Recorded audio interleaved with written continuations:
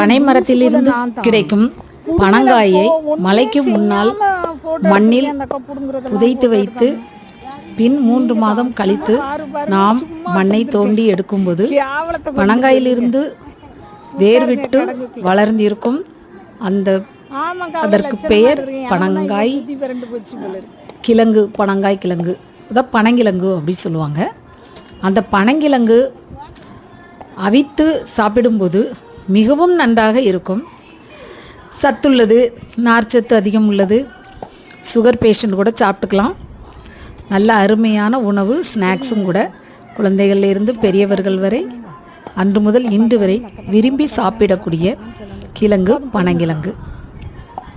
பனை மரம் நமக்கு 3 மாதங்கள் அருமையான உணவை தருகிறது.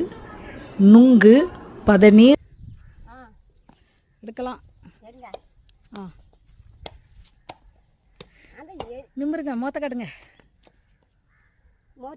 கீழே உக்காந்துட்டே காட்டணும். ஐயோ கடவுளை. காட்டுங்க மோத்த. சரி சரி போதும்.